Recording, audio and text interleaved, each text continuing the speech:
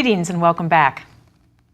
In this lecture, I'm going to start out by telling you a story of a little girl that I was working with who had diabetes but came to see me for something that was unrelated to her diabetes. She came in and her mom was doing a really great job of managing her diet and her insulin. The problem was, little girl had lots of gas and a lot of diarrhea.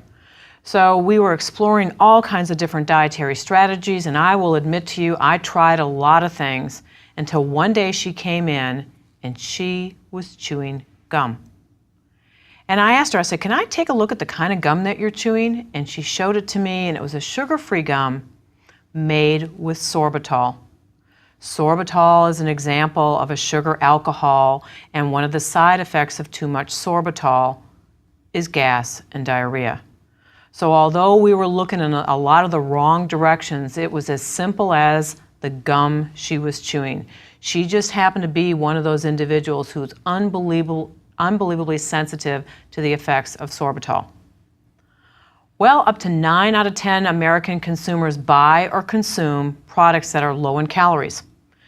These products include things such as products that are sugar-free and reduced fat. They can be beverages or foods. There are numerous products on the market that are made with artificial sweeteners, fat replacers, and other additives. Sometimes it's difficult to determine if what we are eating is real or is it fake. This lecture will explore the different types of sweeteners and fat replacers used in products from a nutrition perspective in how they're produced, how are they manufactured, are they safe, which oftentimes is a real concern for American consumers. If you look on the internet, you can find that sugar replacers are linked with multiple chronic diseases. But is that true or is that false? And what's the proper use of these nutritional replacers? Well, let's start out by taking a look at sweeteners. Why are sweeteners a logical place to start? Well, if we're all being honest, we all love sweet foods. Sweetness offers a pleasurable addition to meals and snacks. I always joke that my favorite food in the world is chocolate, and I'll tease my graduate students that when I'm 90, please do not give me any more broccoli, just give me dark chocolate. Sensitivity to preference levels for sweetness differs from individuals to individuals. So you may have someone in your family who really doesn't like very sweet foods. It's distasteful to them, but they really prefer things that are salty or crisp.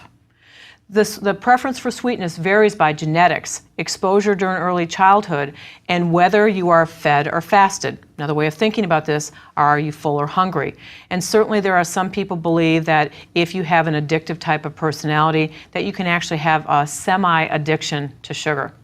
Now I want you to think about this for a second. If you're chronically hungry, you skip breakfast, you skip lunch, most people are going to choose something sweet because it physically makes them feel better. That's not an addiction, that's physiology. During adolescence, the average intake of sugar is the highest, and for most of us as we age, this declines. Men in the range of 19 to 50 are in the top category of additional sugar intake, and this refers to sugars added to the foods, not the sugars that are naturally in foods like milk and fruit. Nearly a third of the extra sugars we consume are from sugar-sweetened soft drinks. Pause and think about this for a second. Think about previous lectures when we've talked about what's happened with portion sizes. So when Americans are scratching their head on why am I becoming overweight, keep in mind this number. Nearly a third of the extra sugars that you consume or family members consume come from sugar-sweetened soft drinks. Additionally, if you're trying to make a dietary change to promote body fat loss, this would be a good place to start. In the United States, most of these sugar-sweetened beverages are actually sweetened with the sugar, high fructose corn syrup. Well, let's start out by taking a look at what is a nutritive sweetener. What is that definition? By definition, a nutritive sweetener is something that's sweet tasting, but it also has to have energy associated with it. These are compounds that are generally regarded as safe. That GRAS means, G-R-A-S, means that the sweetener has been in the food supply for a long period of time and there's no additional testing needed by the FDA. The common ones that you are familiar with is sucrose, which is table sugar, fructose, which is again oftentimes in sugar-sweetened beverages, maple syrups, things such as that. And so again, sucrose is going to have 4 calories a gram, and it's made from sugar cane or sugar beets. Okay, what about fructose as a sweetener? Fructose as a sweetener also has 4 calories per gram. Again, it's present in fruit and can be added to beverages such as high fructose corn syrup. And again, we've talked about this in our lecture on carbohydrates. It's being seen in more and more products on the shelf than products with sucrose for a couple reasons. One, has a higher sweetening power. It is cheaper, and so that's going to be a major consideration. And it also has what are called better functional properties: flavor, color, and stability. So if I'm a manufacturer and I want to have a product with a longer shelf life, I'm probably going to use a high fructose corn syrup.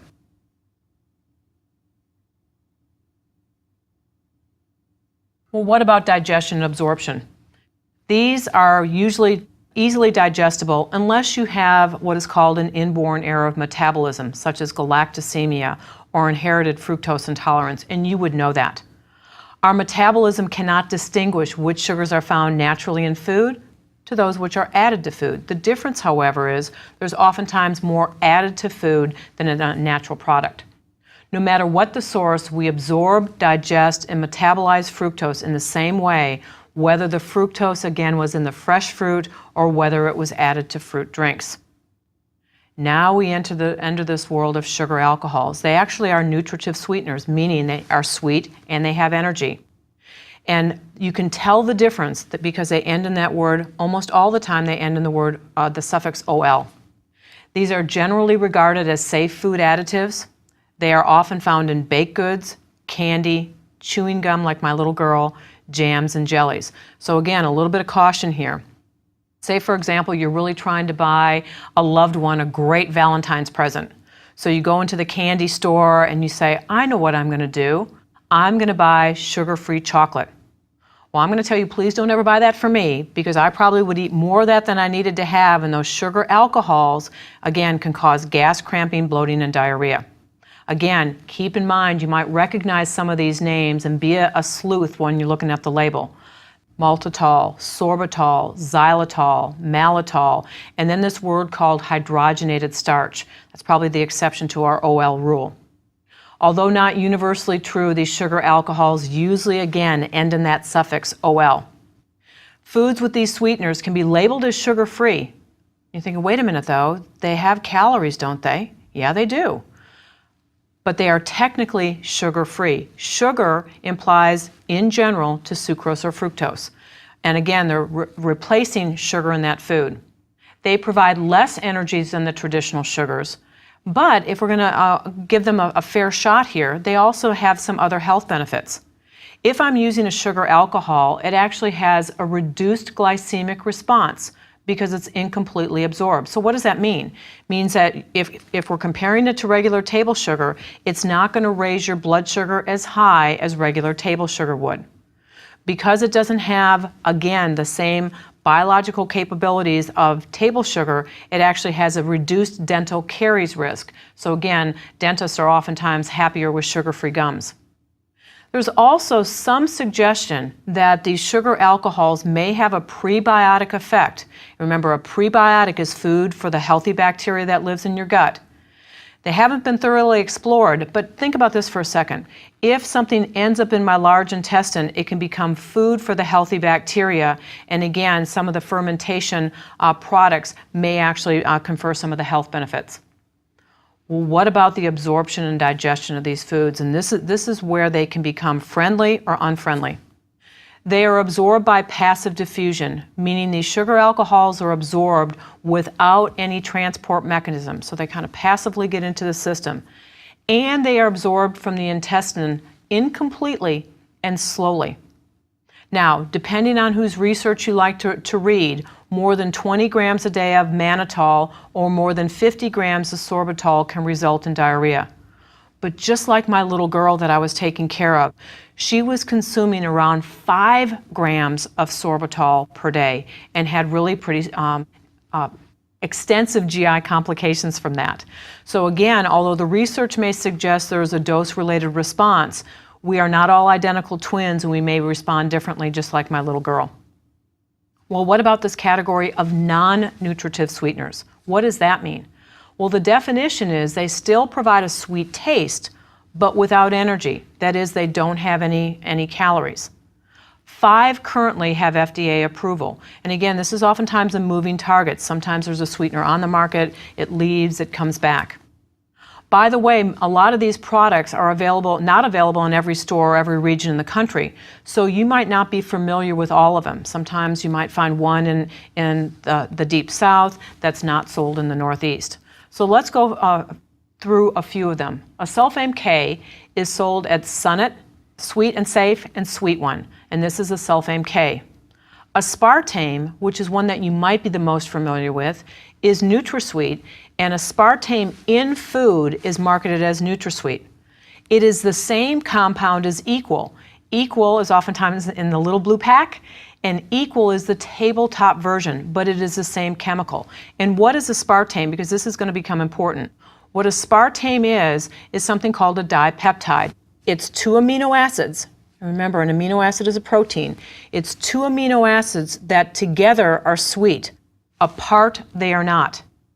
We also have a product called Neotame. You also might be familiar with Saccharin, which is marketed as Sweet and Low, Sweet Twin, Necta-Sweet, and oftentimes, again, it's the pink packet. If we're talking about colors, now we have Sucralose or Splenda, and that's oftentimes the yellow pack. They all have many similar properties. They are anywhere between 160 to many hundreds of times sweeter than sugar. Neotame, in fact, is several thousand times sweeter than sugar. So I want you to think about this. If you're trying to substitute it in a recipe, that's going to be a difficult equation. One of the things that sugar does in a recipe is provide bulk, it provides substance, and it holds water, so it makes a food moist or tender. So a cake, for example, that is made with saccharin is not going to have the same kind of physical properties as a cake made with sugar. In fact, it's not going to brown, it's going to be less dense, and it's going to be more dry. Again, it may have an increased sweetness, but it's not going to provide all the same physical properties as sugar. They are all non-karyogenic, meaning they do not cause cavities. Aspartame, or NutraSweet, generates a limited glycemic response. But a Sulfame K, Neotame, Saccharin, and Sucralose generate no glycemic reaction. So why would aspartame cause a slight rise in blood sugar and the other ones wouldn't? Because aspartame is made from protein, and protein will elicit some glycemic response. Now, in terms of using these products, heating doesn't reduce the sweetening power of a Sulfame K, Neotame, Saccharin, or Sucralose, although prolonged heat may cause a loss of sweetness with aspartame. So here's a little scientific experiment that you can do with your children or grandchildren to talk about NutraSweet and aspartame and the effects of heat. Get a packet of sugar-free hot cocoa and pour really hot water in it and let it sit for 45 minutes. It's going to lose its sweetening power the longer it stays in contact with the heat. What's happening is those 2 little amino acids together that are sweet in the presence of heat break apart, and they're not sweet independent of that. So maybe sometime you might have bought a diet soft drink and you open it up and it really doesn't have any flavor. Think, well, what's the problem with this? Generally what's happened is the NutraSweet has broken apart and it's lost its sweetening power. So that probably means that diet soft drink was stored in a warehouse a little bit longer than it should have been, and it broke down due to high heat. Now what about saccharin? Well, there's a little bit of history and an interesting story about saccharin. At one point in time, the FDA almost put it on its most wanted list because it had the potential for carcinogens. Now, not karyogenic, but carcinogens. It had a carcinogen list on the label. And the label listed this: the use of this product might be hazardous to your health. This product contains saccharin, which has been determined to cause cancer in laboratory animals. But again, let's back up here. The amount of saccharin that was used in these animals to induce bladder cancer, because that's the type of cancer that was developed, was significantly more. It would require you as a consumer to consume hundreds of cans of a diet soft drink a day. That's not realistic. So was there science saying saccharin could cause cancer in laboratory animals? The science said yes, but the amount was impractical. So in the year 2000, saccharin had that removed from its label. These non-nutritive sweeteners may be beneficial in managing diabetes and weight control in addition to other chronic diseases, as well as preventing cavities. Now, what about sweetener use in health? And here we're going to take a look at both nutritive and non-nutritive sweeteners.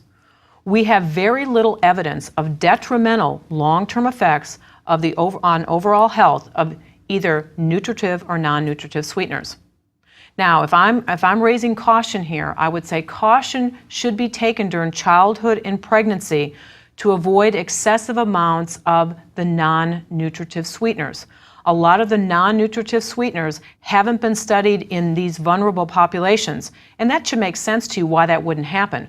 We're not going to expose a pregnant woman to 1,000 times the amount of normal sucralose that she should take in. We're not going to do that. So laboratory animals become our models, and again, we have to take caution because oftentimes interpreting laboratory animal data to human data doesn't always work. The Institutes of Medicine say that no more than 25% of calories consumed should be comprised of added sugars. And again, remember, those added sugars are going to be sugars that are in soft drinks, etc. More than that, the dietary quality might be reduced. So again, we have to kind of pause here and think. Nutritive sweeteners, sugars that are added in our food supply, can crowd out nutrition. Non-nutritive sweeteners haven't been studied for a long enough period of time, particularly in vulnerable populations, to say that they get out of jail free or pass go card. Okay, what do we know about too much sugar in the diet though? Too much sugar in the diet may cause the person to decrease consumption of essential vitamins and minerals needed by the body to function. Certainly, excess sugar along with excess calories can contribute to obesity. High intakes of sugar-sweetened drinks and foods are associated with an increase in overweight and obesity in children and adults. But keep in mind, if I were to consume high intakes of fat or high intake of protein, anything in excess beyond my need can contribute to obesity. Non-nutritive sweeteners have the potential, and that's a key take-home message here, to reduce the calorie intake. They can save up to 16 calories a teaspoon per sweetening power. The average 12-ounce soft drink, which is now honestly being replaced by the 20-ounce bottles, the average 12-ounce soft drink contains about 150 calories of sugar. And if 2 sodas are consumed each day above your needed calorie level, you can gain 30 pounds in a year. Think about that for a second. You think, I'm not eating that much. How many people ask the question, gee, I wonder if my weight's related to how much I'm actually drinking and what kind of beverages I'm choosing. So you think, okay, well, I'm not going to drink soda, I'll just drink sweet tea. No, can't do that either, because again, it's the sugar in the sweet tea. It's not something pathological about the soft drink itself, it's the sugar. Now, what about diabetes? Are instances where diabetics might be better off choosing one sweetener versus the other? Due to their incomplete absorption, sugar alcohols cause a lower glycemic response than glucose, fructose, and sucrose. So what does that mean? If a diabetic has a higher blood sugar to begin with, if I can blunt some of that blood sugar rise and still have a sweet product, that might be a good thing. Diabetics may use non-nutritive sweeteners, again, because they don't raise your blood sugar. They don't make your blood sugar more difficult to control. Now, the science will also say that in a diabetic population, nutritive sweeteners, ones with sugar, ones that have calories in them, should not be completely restricted, but they have to be monitored through proper glucose monitoring. So again, if it's your birthday and you have diabetes and you want a small piece of cake, you may have to get rid of something else that's starchy on your plate to have that small amount of cake with the sugar in it. Again, the non-nutritive sweeteners, a saccharin-sweetened birthday cake is probably not going to be something that most of us would enjoy. Additionally, for those with type 2 diabetes, these non-nutritive sweeteners can aid in weight control. If you remember the lecture on diabetes, type 2 diabetes is related to obesity. And so if I can reduce the amount of weight that you carry as body fat, I can reduce the likelihood of you developing diabetes. Now, this is where it gets a little bit frightening for consumers, because we have to explore a little bit about nutritive and non-nutritive sweeteners in cancer. According to recent studies and publications, no relationship has been established between the risk of common cancers or cancerous tumors and saccharin, NutraSweet, and other sweeteners. According to recent publications, the potential of artificial sweeteners to cause cancer seems to be insignificant. Now, I will tell you, if you type in NutraSweet and cancer in an internet search, or Splenda and cancer, you're going to find a lot of websites pop up that are claiming, I drank Diet Coke and now I have cancer. The challenge with that is the science isn't going to support that. And again, I'm not saying an individual person didn't develop cancer. However, you can't make this quantum leap that everyone who drinks a diet soft drink is going to develop cancer. So again, there's really not a link to non-nutritive sweeteners in cancer development. For moving on to fat replacers, we've got to take a look at a few facts here first. Approximately 10 to 15% of all new food products are labeled reduced in fat. It's at the top of the list of consumer nutrition concerns. Nutrition concerns of consumers are, can I lower my fat? Many processed foods such as meats and cheeses, butter, yogurt, baked goods, and muffins contain fat replacers. These fat replacers must be able to copy some or all of the functional properties of fat in a fat-modified food. Well, what are the type of fat replacers? These replacers try to imitate the mouthfeel of fat, being kind of rich and creamy. And most of the fat replacers are going to be classified into three different groups: carbohydrate-based, protein-based, or lipid-based or lipid-modified. You might have heard of some of these, but most of these are used exclusively by manufacturers, so you're not going to be able to go out and buy them necessarily off the shelf. Well, let's take a look at the carbohydrate-based fat replacers. Most of the fat replacers are based on carbohydrates. They absorb water and they can form gels that simulate a texture similar to fat. Sometimes they're used in baked goods and are not, again, routinely available for sale as is. They are oftentimes mixed with water, so they usually provide 1 to 2 calories per gram. And they're certainly not appropriate for fried foods. So what are some of these examples? Well, examples might include fibers, gums, and again, if you're looking at, say, for example, a fat-reduced salad dressing, you are going to see one of these words: xanthan, guar, locust bean, alginates. These are all going to be found in diet or reduced fat salad dressings. Now, keep in mind for a second here, if I take all the fat out of a salad dressing and I'm putting in a thickening agent like a gum, my salad dressing really isn't going to pour. It's not going to pour out of a bottle. It might glump out of a bottle because what it's doing is binding all the water that's in the salad dressing, and again, it reduces some of its ability to pour. Certainly dextrins and cellulose, starches, and maltodextrins are also going to be used in many of the reduced fat products. They can contain more than half of the calories of fat, but they also might be higher in sugar. So let's put on our manufacturer hat for a second. I'm trying to make a product that you like and something that you're going to go buy and enjoy and buy again. So you buy a salad dressing and it's Italian, and you're looking at the Italian salad dressing bottle, and instead of all your spices kind of floating to the bottom, they're now all suspended in this gel mixture.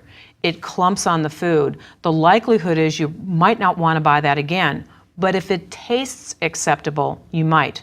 So what manufacturers oftentimes are going to do is they're going to add sugar back to those foods to make it taste a little bit different because you might not like the texture changes that you're seeing.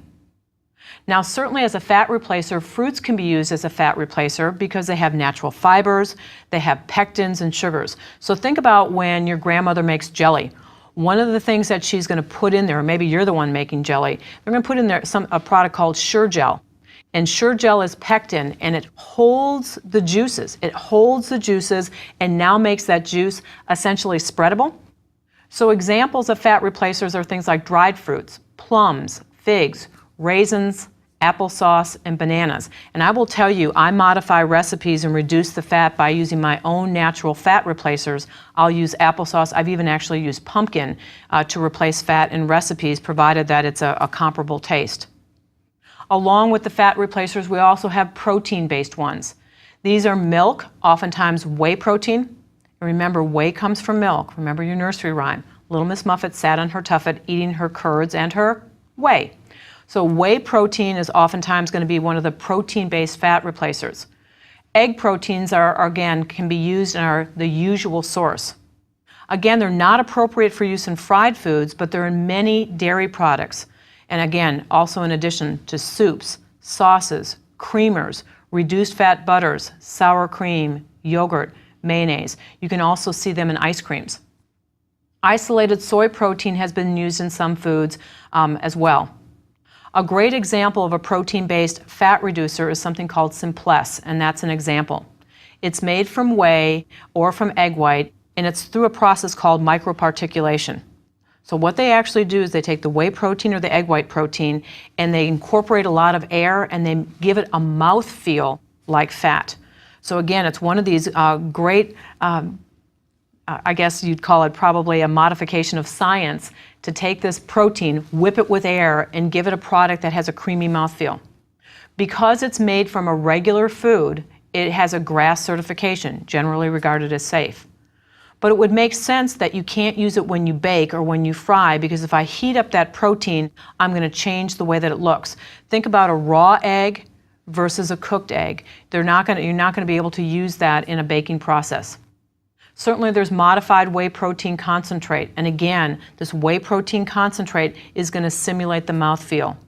An example would be Dairylo. Again, you can't buy that off the shelf, but it's oftentimes used in, let's say, reduced fat ice creams. Lipid base. Now again, you're thinking, why would I substitute a fat with a fat? Chemical changes they can modify this fat that it will inhibit the absorption or shorten the chain of the length of the fatty acid that produces this lipid-based fat replacer. A great example is a product called Benefat, and that's actually what's the commercial name of the product. The generic name is Salatrim. Instead of the 9 calories a gram that fat has, it has 5 calories per gram. Consists of short-chain fatty acids combined with 1 long-chain fatty acid that's only partially absorbed. So it's still a fat, but it's been chemically modified so the absorption is somewhat impaired. It's used for foods with a low moisture content, such as candies or chocolate chips. The problem is no warning regarding the side effects was noted by Nabisco, primary manufacturer, yet some consumers experienced nausea, prompting some concerns from public interest groups. Now, why would that be? Again, think of that partially absorbed fat. If it's partially absorbed, that means it's not all absorbed. And again, depending on how fussy your gut is, your gut may not be able to tolerate that partially digested or modified fat. Now, what about fat extenders? Fat extenders generally have some water associated with it, and a commercial product is something called Verillo. The calories can be reduced by diluting the fat with water in the form of an oil and water emulsion. I'm sure that you've seen this at the grocery store. If you get a diet margarine, a lot of the diet margarines that are on the market basically have water added to them, so it gives the volume of fat. So it spreads on your toast very nicely, but it doesn't have the same amount of calories because in part what that margarine has is water. So if you ever mistakenly take that margarine and put it in a pan to let's say, for example, scramble an egg, all of a sudden the oil and water separates and you've got kind of a watery mess in your pan because, again, what they've done is they've given the volume of fat, just not the calories of fat. Fat extenders can reduce the amount of fat in salad dressings, for example, by as much as 70%, and margarines maybe up to 50%. Lipid analogs have many characteristics of fat, but have a different digestibility and nutritional value.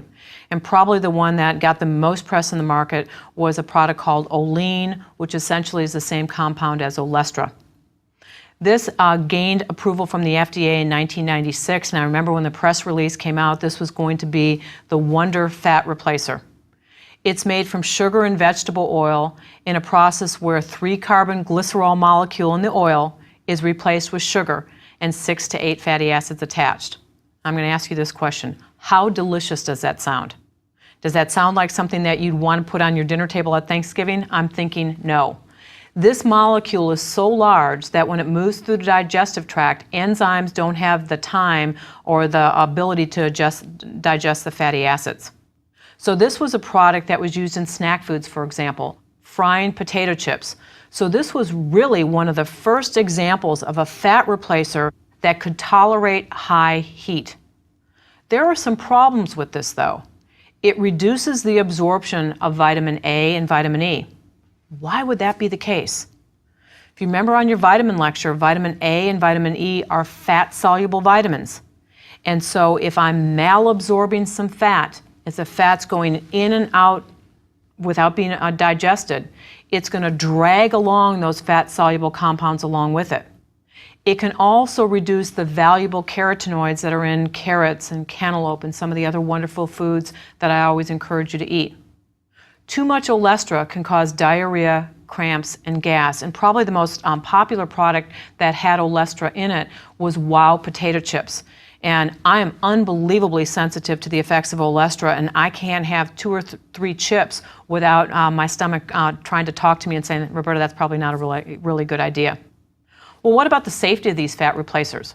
If the substance is labeled as GRAS, then the FDA supplies the evidence that the fat replacer is safe to use in food. So again, if it's going to be a whey protein, you have whey protein in milk, and so no additional testing needs to be made.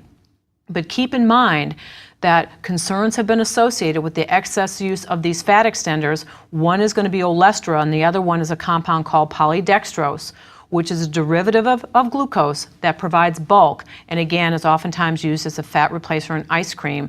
And again, both of these have the ability to cause some degree of stomach upset. These products have been shown in individuals, sensitive individuals, to have a laxative effect, resulting in fatty and leaky stools and the subsequent loss of fat-soluble vitamins.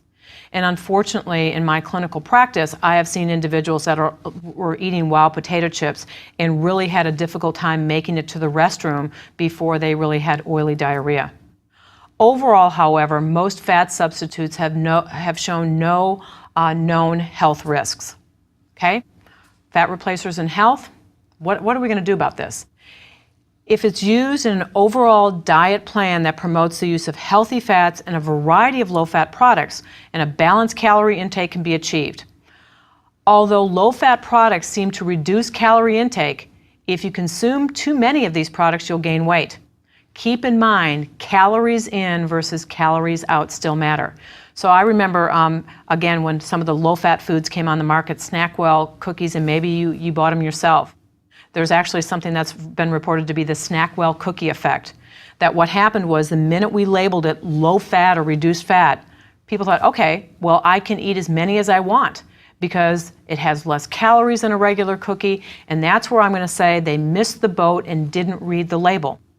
Because depending on the type of cookie that you would buy, you could get just as many calories in a Snackwell cookie as you could a regular one. Keep in mind what a manufacturer does. If they take out the fat, they want you to enjoy the product. So oftentimes what they're going to do is put more sugar back in. There is no magic fat replacer that will help to achieve a drastic weight loss. And I think oftentimes people look at fat replacers or sugar replacers as the magic bullet. Okay? Frequently asked question. I know I can use applesauce as a replacer in some baked goods. Bottom line is, how do I use these products? I'm going to tell you can use the fruit purees, applesauce, pumpkin, prune. You can use them to replace about 50% of the oil that is used in that product. So my great pumpkin cake recipe, actually I use 50% oil, 50% pumpkin. I have an unbelievably moist cake, and it's absolutely delicious. So you can reduce the fat in your foods, but having fat-free foods is difficult to obtain. And thank you very much.